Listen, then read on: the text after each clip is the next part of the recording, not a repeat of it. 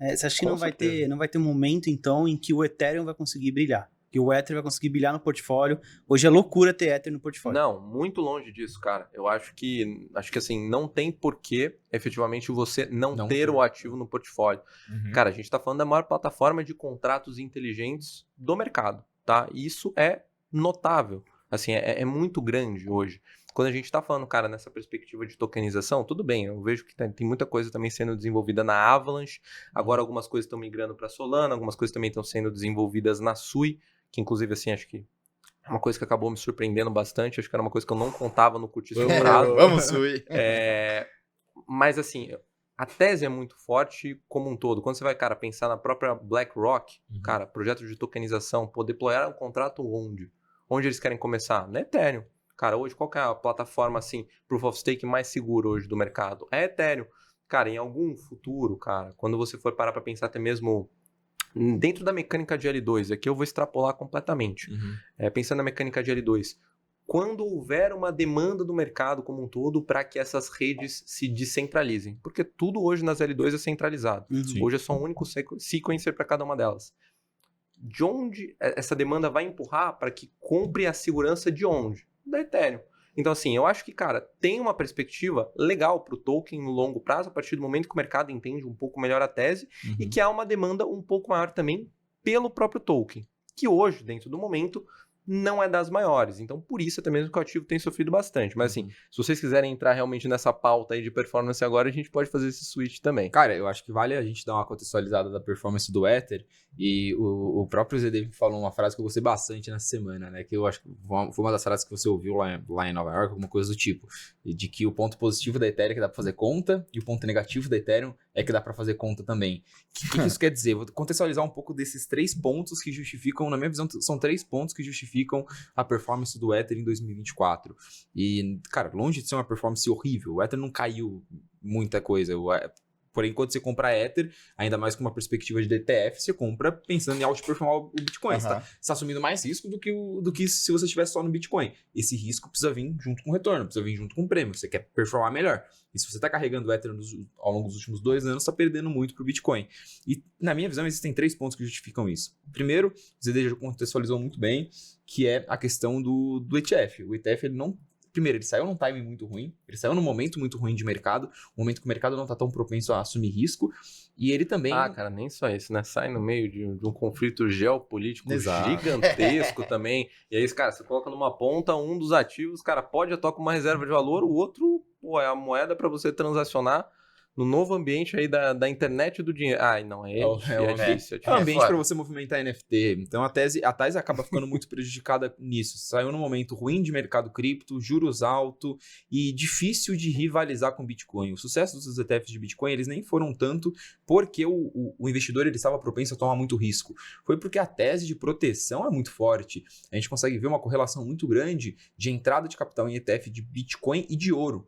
Então, claramente, o investidor fazendo esse movimento de busca É uma tese vencedora, né? É uma tese que vem se mostrando vencedora. Então, o timing foi ruim, é difícil competir com Bitcoin, é difícil explicar o que é Ethereum, é difícil justificar pro investidor que, cara, você vai assumir muito mais risco para uma perspectiva de retorno não tão maior. É difícil o risco-retorno e uma volatilidade não muito diferente também. Bitcoin e o Ether são muito correlacionados. O investidor que investe em Bitcoin, ele busca descorrelacionar o portfólio dele. Se ele compra mais Ether, ele não está descorrelacionando tanto em relação a Bitcoin. Então, pro institucional, a gente está num momento ruim para esses ETFs. Esse é o primeiro ponto que, de fato, influenciou a performance do Ether. Do ponto de vista macro. Quando a gente olha do ponto de vista micro, primeiro, a gente tem um ponto de vista de fragmentação de liquidez muito grande, muito que é o que o ZD estava falando do ponto de vista de segundas camadas. Foram lançadas diversas segundas camadas em que a liquidez não só do usuário, o usuário que estava na primeira camada transacionando, ele saiu para essas diversas dezenas de segundas camadas, mas também do ponto de vista do usuário, do investidor. Pô, você vai chegar para mim e me justificar, Gabriel, o que eu faço para me expor ao ecossistema da Ethereum? Eu posso te responder, compre Ether, ou o investidor um pouquinho mais degen, um pouquinho mais arriscado, ele vai falar, arrojado. Mais arrojado, ele vai falar, compra Ether, compra Optimus, Arbitrum, e aí você tem os tokens de DeFi, e aí você tem agora essa narrativa de restaking, você pode ter a Pendle também. acaba que esse dinheiro acaba fluindo para todos esses tokens, nenhum deles sobe direito, apenas, obviamente, é um caso à parte, mas nenhum deles sobe direito, isso acaba fragmentando o dinheiro, o potencial que você tem ali para fazer esses tokens subirem. E tem um terceiro ponto, que é o ponto que se comunica com essa fragmentação de liquidez, que é a baixa atividade no Ethereum. E aí eu trago a frase que o ZD me apresentou: o ruim da Ethereum é que você consegue fazer conta. O bom da Ethereum é que você consegue fazer conta, o ruim é que você consegue fazer conta. É um ativo que você consegue calcular fluxo de caixa. Você consegue calcular receita, queima, você consegue ver exatamente quantos tokens estão entrando em staking. Só que depois da IP 4844, basicamente ficou muito barato as segundas camadas usarem a Ethereum, então a receita da Ethereum caiu muito, e os usuários saíram da Ethereum e foram para as segundas camadas, e agora os principais protocolos, um protocolo que representava 80% da receita da Ethereum, a Uniswap, falou que vai sair da Ethereum, falou que vai criar sua própria segunda camada, e ao fazer isso, vai diminuir a receita da Ethereum em 80%. Agora a Maker falou também que está saindo da Ethereum, que eram os dois principais protocolos da Ethereum, então virou uma rede as moscas, porque todos os usuários estão na segunda camada, e a segunda camada não paga nada para Ethereum. E aí esse ponto você vê lá a receita da Ethereum voltando a ficar inflacionária, a tese para de fazer sentido, por que eu vou rodar Ether? Não entra mais Ether em staking. Ficou nesse meio termo que acaba prejudicando bastante a tese. E aí, cara, queria te passar para você complementar a sua visão em relação a esses 3 pontos e também um pouco de perspectiva para frente, né? O que o institucional vê em relação a isso, porque você que me passou essa frase, né? Imagino que você deve pegar um pouco da visão, não só da visão do varejo, porque é muito fácil a gente entrar no chat da live e ver o que o varejo, o que o investidor comum tá falando sobre o Ether. Grandes comentários. Mas aqui, e o investidor grande? Cara, não quero nem ver. Não, bons comentários, boas dúvidas. E o investidor grande? O investidor, eu digo, o cara o institucional. Qual que é um pouco a visão dele em relação a isso? Só complementando, né? Quando o preço tá baixo para você movimentar na Ethereum, as pessoas ficam felizes, né? Nossa, tô pagando pouco. Isso é extremamente negativo no médio e longo prazo para o produto em si, né? Para o produto... Cara, vamos lá. É difícil, cara. E vou falar, sabe por que é difícil? E acho que isso é pro mercado como um todo. Cara, 2021, quando você pagava $50 para fazer um swap qualquer na Uniswap, todo mundo reclamava. Todo mundo reclamava.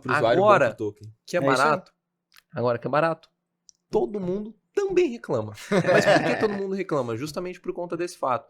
Quando a gente teve a IP, putz, cara, não lembro qual era o código. Ou 1559. Cara, quando a gente teve o merge, tá? O merge, acho que assim para ficar um pouco mais fácil. Quando a gente teve o merge, a gente parou de produzir parou de produzir blocos ali no Proof of Work e, cara, foi full ali, realmente ali pro POS, a produção diária de unidades de Ether caiu drasticamente. E não só isso, a produção caiu drasticamente. Como a produção caiu drasticamente e você já tinha um mecanismo de burn que tinha sido introduzido mais ou menos um ano antes, veio a narrativa de que o token poderia ser deflacionário. Então, até mesmo a narrativa ali do ultrasound money. E qual que é o ponto positivo aí? Pô, justamente pelo fato que você consegue fazer conta e consegue ter uma previsibilidade, se, cara, o mercado começar a adotar muito mais a Ethereum, cara, a gente multiplicar aqui por 2, 3 o uso da rede, sobe um pouco, cara, o consumo de gas, mais Ether destruído, cara, fantástico. Muito bom pro token, cara, isso aqui tá barato. O grande ponto é que, por o token estar barato e vindo a pressão realmente ali de usuário, cara, a taxa tá muito alta, etc., e não ter realmente essa preocupação com o tokenomics efetivamente, e aí acho que muita gente vai falar, pô, não, a própria Ethereum Foundation tem ali o plano de endgame, eles realmente têm, tá? Eu acho que veio uma pressão muito grande realmente para tentar diminuir esse custo de alguma forma. Aí você tem 2 pontos, né? Você pode seguir por 2 caminhos, na verdade. Ou você aumenta a escalabilidade na primeira camada, e aí, cara, tem uma série de implicações que eu acho que eles poderiam realmente ter feito, tá? Até porque eles trocaram o protocolo de Proof of Work com Proof of Stake sem parar a produção de blocos, e assim, eu acho que isso muito dificilmente qualquer outro time de desenvolvimento e qualquer outra blockchain conseguiria fazer hoje, tá? Sendo muito transparente. Capacidade teve, né? Cara, isso foi completamente bizarro, assim, é uma coisa mágica o que eles fizeram, na minha opinião. Mas, cara, quando você coloca aí a fragmentação para as L2, tudo bem até o ponto em que elas pagam bastante para registrar todo o conjunto de transações que acontece ali para Ethereum.